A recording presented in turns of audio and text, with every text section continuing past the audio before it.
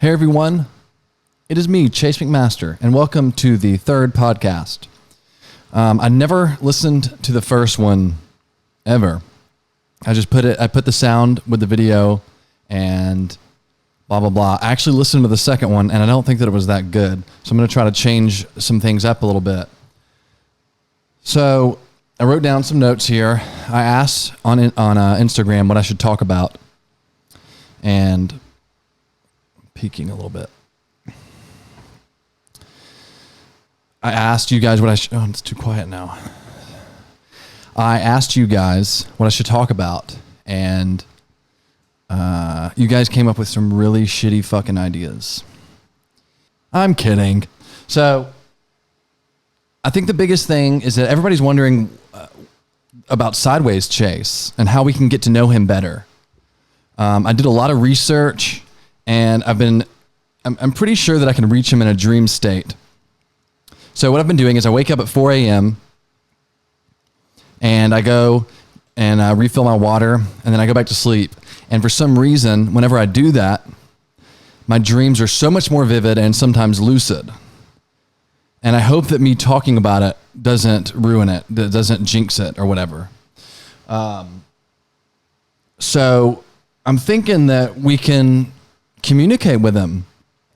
And I'm going to keep you guys posted on this. I also, so I had a dream that I walked into Chase Bays and it was getting robbed.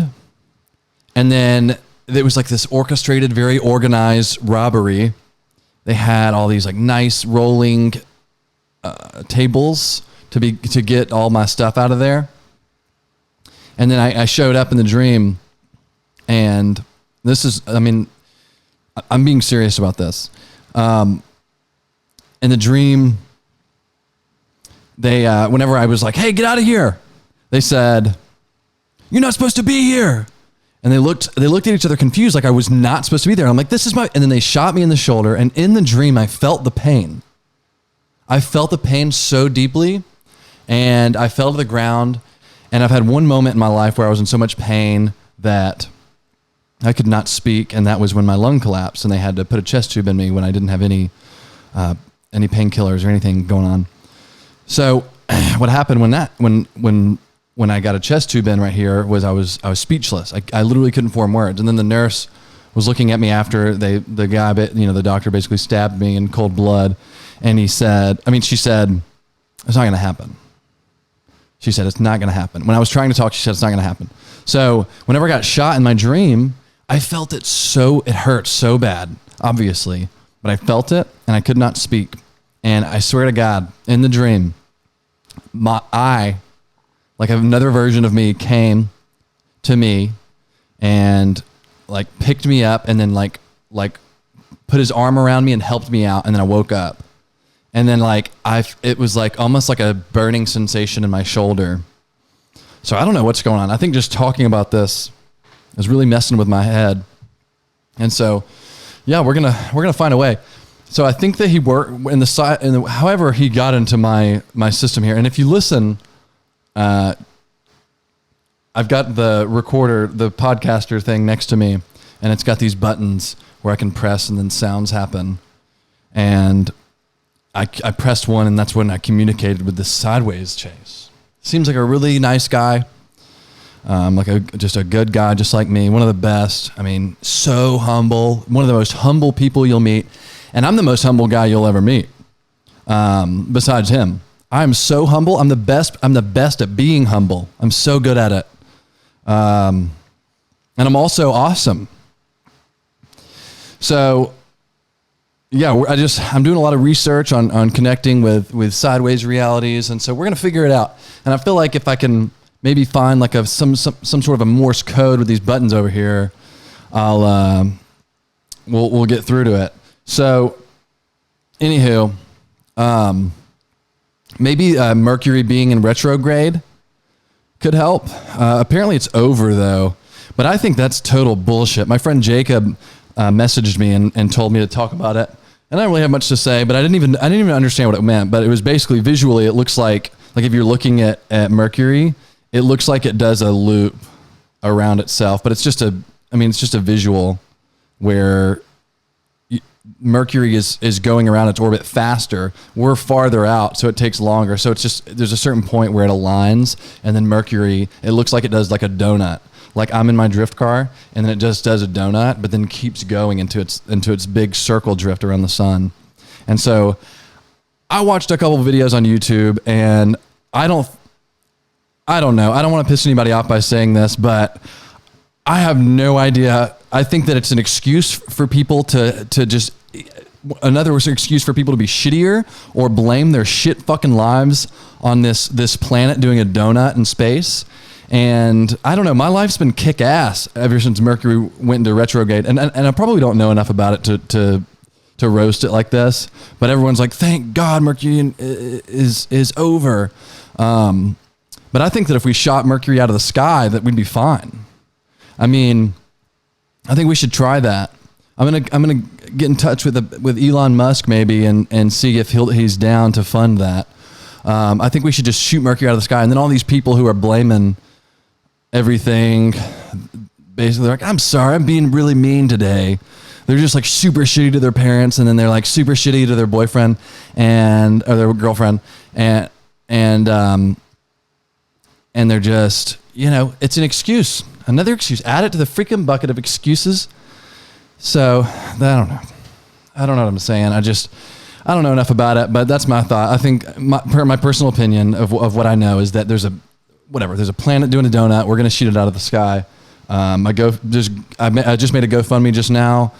My Sideways Chase made a GoFundMe, and he's helping me out. He made a GoFundMe so that we can fund shooting Mercury out of the sky. This has gone on for too long. I'm going to change the subject. Wow. I got a phone call in the middle of this, and it stopped the recording. I record this on a phone, and it just stopped the recording. It's freaking selfish. What am I saying? So, all right. Do you single or multi-sneeze? That's good. So, I usually sneeze twice, but I want to say that it pisses me off when people are sneezing and they go blah blah blah. You see that? Do you see people do that? You're waiting in line at Target, and some guy in front of you goes, blah, blah, blah. What a show off. What a freaking show off. And I hate when I get a single sneeze. When I get a single sneeze, it's such a tease. A single sneeze is a tease because you're like, oh, it feels so good when your nose gets tickled and you sneeze. I need to know if there's dopamine that's released after you sneeze, because I feel very good after I sneeze. So if I sneeze twice, I feel very good. If I sneeze 3 times, I don't sneeze 3 times. That's never happened to me. I think that people who sneeze 3 times are trying to get more attention. And I bet that if you see a guy or a girl that sneezes 3 times, I bet you could get on their Facebook and they would do these things that they get them more attention. They'll complain about politics and contradict themselves constantly. I don't know if everybody, this is not going to get political ever, but if anybody watched the 2020 debate, the Democratic debate last night, I like Tulsi Gabbard. She seems cool, but people are saying that she's too hot to be president. And I guarantee you that the dude or the girl that sneezes 3 times is also on Twitter, and they're saying they're standing up for women, and they're also saying that Tulsi Gabbard is too hot to be president. I guarantee you could find one the 3 sneezers saying shit like that, because offended all these motherfuckers that are offended. It's not real. It's attention. It's the same thing as talking about Mercury in retrograde. It's the same thing as sneezing 3 to 4 times. It's the same thing as just getting on Facebook and complaining.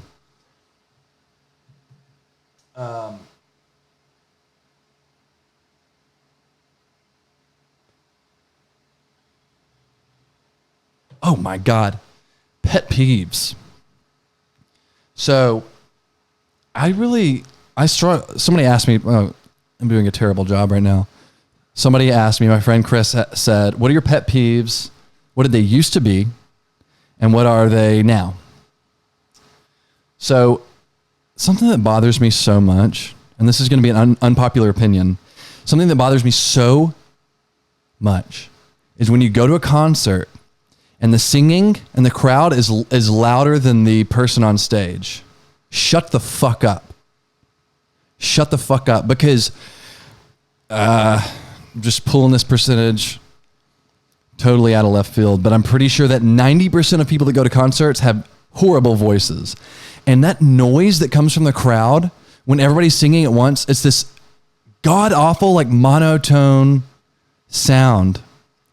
And I don't even want to try to impersonate it because I'll just embarrass myself, but I freaking hate it. We went there to see the person on stage sing. Shut up. Just stop. It sounds terrible. It puts me in a horrible mood. And then usually the person in front of you is also horrible. And I'm in a horrible mood, and they're just horrible.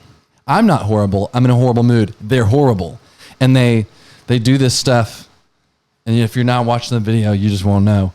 But people just move weird at concerts. Like your head's right here. I'm the horrible guy, and this is you or me. And then they just like, they do this, and they're doing these weird dances, and I freaking hate it. And then they're just like getting too close, and they're just drinking, and they like somehow they never leave from in front of you. They're in front of you the whole time, but they're always have a drink in their hand, and it looks always cold, and there's not a koozie. So I don't know. I think that they're maybe I need to make better friends with people at concerts and instead of complaining about it, because I think that like maybe people walk around to the horrible people and give them just more and more drinks and then bill them later or something. But yeah, they always have an alcoholic beverage. You can tell they start swaying after a while, and they move and dance in the weirdest ways, and they sing. Oh man, I struggle with concerts. I definitely don't let, in most situations, I don't let people affect my mood or my, I don't let people affect my overall mood. Like if I go to like a cool rooftop bar in New York, it's going to have tourists and kind of just douchey people, but I don't really let it affect my mood. It's I'm doing what I'm doing. They're there too. And you know what? They probably look at me and think I'm a douchebag. I have platinum hair. That's kind of douchey. And I don't know if people still hate on skinny jeans. I feel like it just kind of normalized out, and everyone was like, okay, yeah, slim fit looks better. But I mean, I wear them. And so they probably think I'm a douchebag too. But what was I saying? Oh, I don't know what it is, but at concerts, it pisses me off. And it makes more sense because the whole experience of going to a live show is to see this fabulous singer and band play music that you like live, raw, unedited. And if you,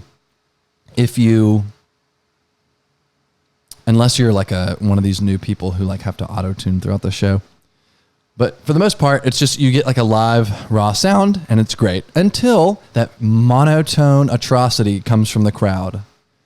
How have we not banned this? Marijuana is illegal still in a lot of places, but singing at concerts in a monotone, shitty voice isn't. I don't know which future presidential candidate is going to win, but I hope that they make that illegal. People should be sent to Mercury. If you sing at a concert, stop. You sound like shit. And I don't mean to be overly negative, but fuck you. So that's one of my pet peeves. What are my other pet peeves? Walking my two dogs is horrible. Pugs are just not smart. They aren't. And I don't pay them to be smart. I pay them to be cute and fun. And for the most part, they're cute and fun. But they are not smart. They have LD. They got that. They're in LD classes. I'm in AP classes. They're in LD, which means learning disability. I don't even think they can make it through first grade, to be honest. I think they just put them in, whenever they get past first grade, they just put them in a pen and they all just kind of run around. But the problem with walking my dogs is that, so I got got both of them, and they do this. And if you're not watching, you have no idea what I'm doing. But they just weave left to right, and then they'll like Abigail, the big fat one. She'll wrap around a tree and then keep pulling. And I'm like, what are you doing? You gotta come this way. And then she'll just pull. She'll try to keep going. And I'm like, dude, she's 8.5 and she hasn't figured it out. And then also, whenever they see other dogs, they get really excited. Not in an aggressive way, but they just really want to play with this dog. And a lot of dogs don't like pugs. I think that pugs, maybe they're just not the chosen ones. Abigail's been attacked 3 times, like I said. And so dogs kind of get aggressive with them very fast. So it's a nightmare. And then what happens is they start running around my legs, and then they slowly get my legs closer together, and then I trip and I fall, and I hit my head, and I'm unconscious, and my dogs are just running around and they're pee-peeing on me, and they join another family, and because they're like, well, this guy's dead and we don't really care, we're going to join another family. So they find another family to join, and they go and they hang out with them for 6 months. And then it turns out that I'm a lot cooler than this other family, even though they tripped me and I got knocked out, which is very embarrassing. And then they find their way back to me, and then they're like, sorry, Chase, you're better than we remembered. And this other family was like pretty shitty. And then there was this like really like yappy dog that was around, and there was this like huge black lab dog, which was like a nice guy, but he like attacked me and like threw me around like a little rag doll. And so we just, we're sorry about that, and we hope that you can come back to us. I'm like, oh, well, yeah, come on in. And then we have like a good year, and then after that, the same thing happens again. And and even in my dream, I walked into Chase Bays with my dogs, and then I got shot in the shoulder, and then they joined the thieves, and they joined that family, which like it's more like they were a gang, and so they joined a gang. So my dogs joined a gang, and then in the dream, I still don't have my dogs. They're in this gang now. They joined another family, another gang, and because I fell down, and I don't know. I think they just see me as a shame whenever I'm injured. Even if it's their fault, they are ashamed of me, and I just don't get it. Because I've seen Abigail get attacked, and did I abandon her? Nope. I picked her up and I carried her inside, and Norman barked at the other dog like a nice boy, and I don't know. It's very frustrating. So that's a pet peeve. Also, is when I'm walking my dogs and they abandon me for another family. That's definitely a pet peeve. What else bothers me? I'm going to drink some water. Hang on, guys.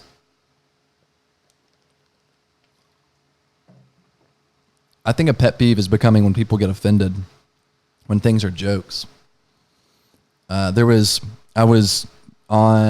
have Apple News, and I really avoid the news because it's just, if you look at BBC, CNN, and Fox, you're going to see 3 completely different not opinions, but you're going to see 3 completely different stories. It's like they leave out entire paragraphs that are crucial.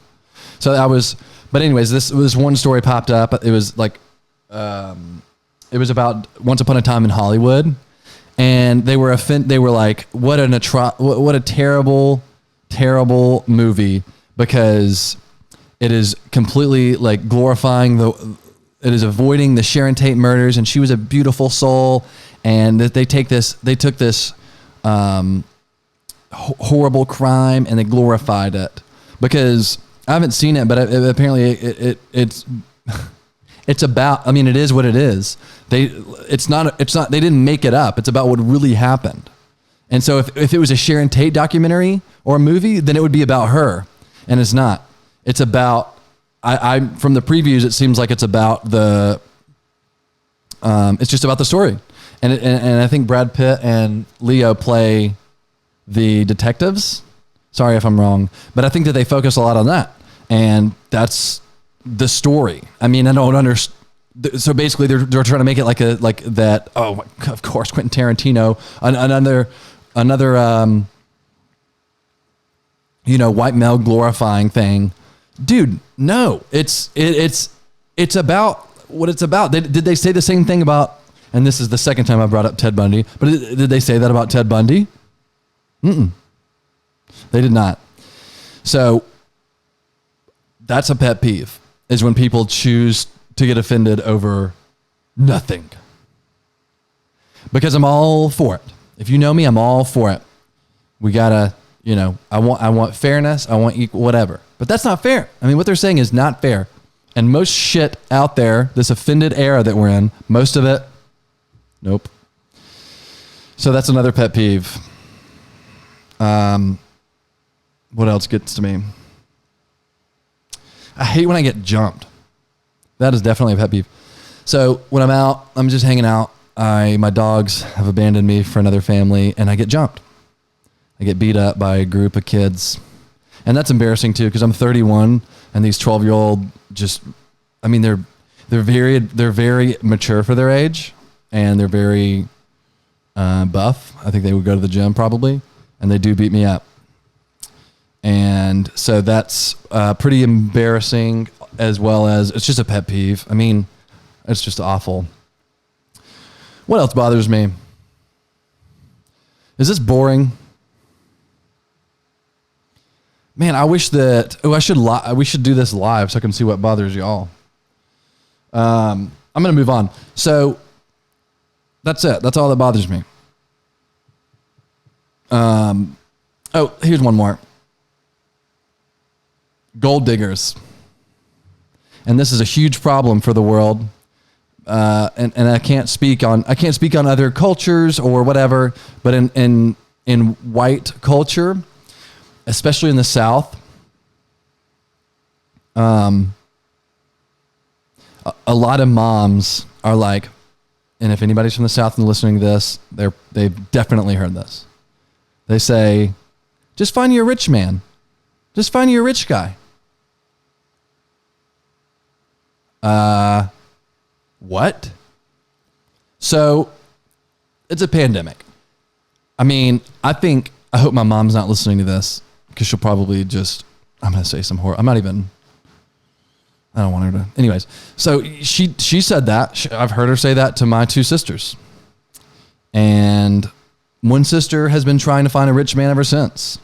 And then my other sister, she's great. She makes her own money. So I'm not saying that it always sinks in. I mean, sometimes you're just going to be a go-getter or you're not. But now I ain't saying she a gold digger, but she ain't messing with no broke. Here's the thing. I'm not poor. And I realize that there's some dudes that want to be, I don't even know if dominant's the right word, but they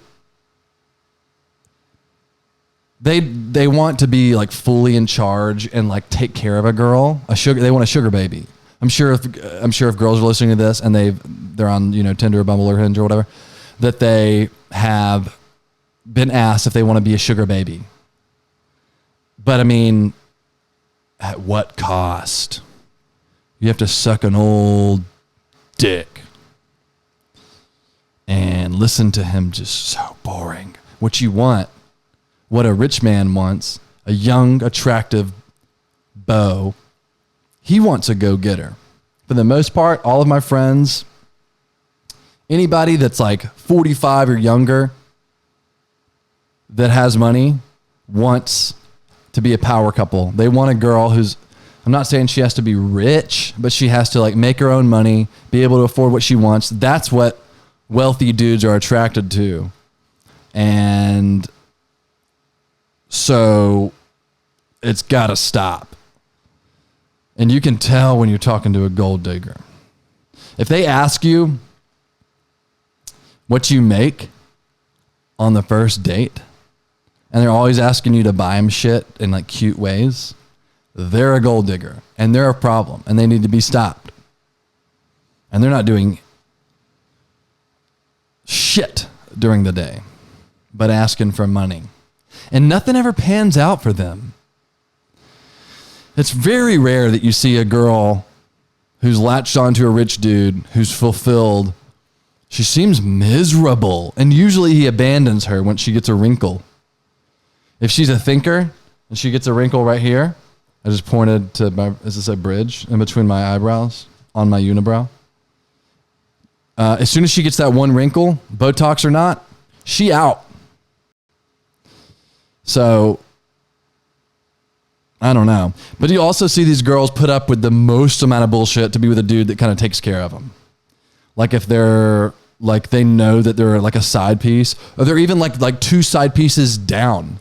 Like he's got a wife or a fiance, and then he's got a side piece, and then he's got like a sidecar to the side piece. And she's cool with it. And I don't know how I feel about that. I feel like if you're a self-respecting female and you're just doing that to have a good, nice place to stay or an allowance or whatever, then you're kind of a piece of shit. Because that's shitty towards other women. Because in most situations, the woman has the main piece has no clue. None. You got to be careful out there. I have such trust issues.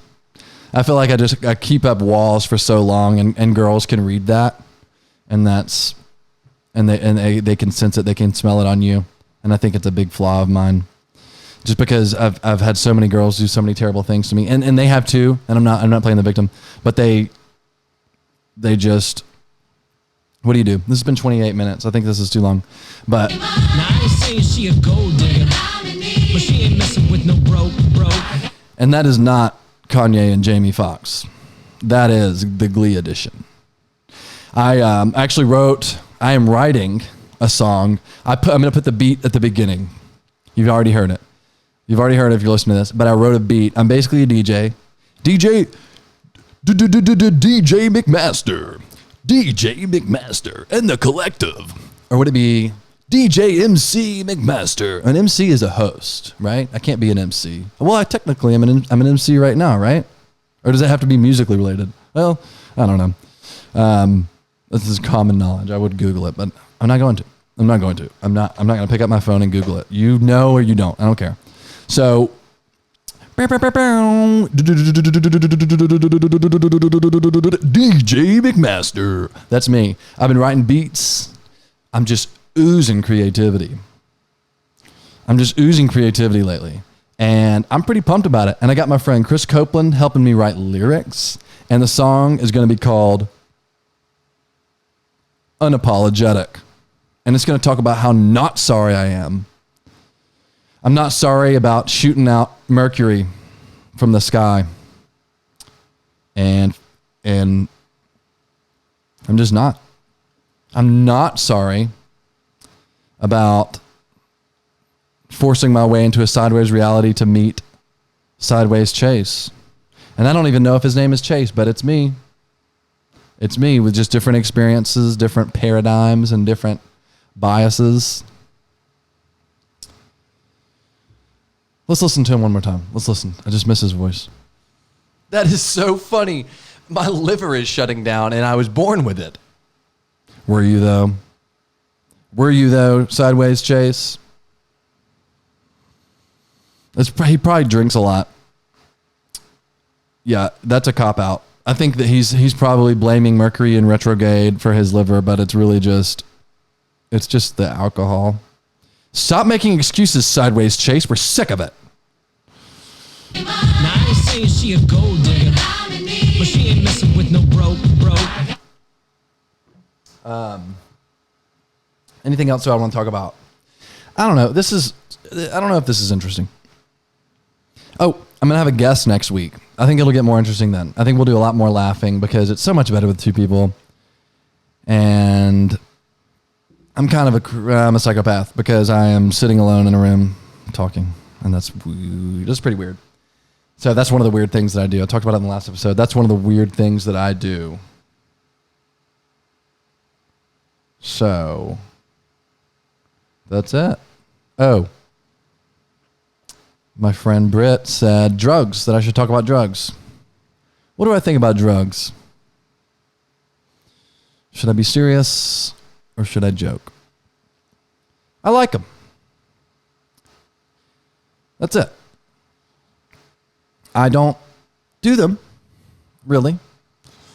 I only do professional advancement drugs. So if you're microdosing shrooms or LSD, I'm there. Like I said last time, weed doesn't really work for me. I've never done Molly. I've never done those kind of more recreational drugs. I feel like psychedelics are kind of healing and can be fun and eye-opening. But what do we know? We don't know anything. I'll tell you what's worse than all of them is Adderall. That is poison. Poison for your brain. I did that when I was younger. I did Adderall. Not a fan. I feel like it rewired my brain for forever, and I'll never be the same. I wish I could press a button and had John Mayer. I'm in repair. Where's my dogs at? Abigail, get up here. Get up here. Let's talk to her.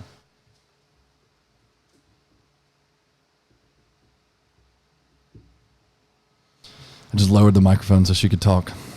If you're listening, you can't see it. And if you notice, I took off the little cages that were on here. They weren't doing anything. These things aren't moving that much, and it looks so much better without them. And you can see little hand motions. All right, guys, this was kind of boring. I mean, I had fun, but I'm sorry that it was boring. And the next one's going to be so much better. So just subscribe. Tell your friends to subscribe. This is going to be, it's going to be weird. It's either going to be really fun or really weird. But I feel like it's just weird and fun. And it can be both, and that's okay. I need to shut up. Guys, this is over. This is over. Why are you still here? And real quick, we got to thank our sponsors. I don't have any. I already did the falling in love with the person in the car next to you. Oh, here we go. Here's our sponsor. I want to say thanks to our sponsor, Not Singing at a Concert. Thank you, Not Singing at a Concert, for keeping this podcast alive. Your efforts are much appreciated. And you don't even have a product. It's more of a lifestyle. Not singing at concerts. Thank you, Not Singing at Concerts. Goodbye, everybody. Sorry about the boredom.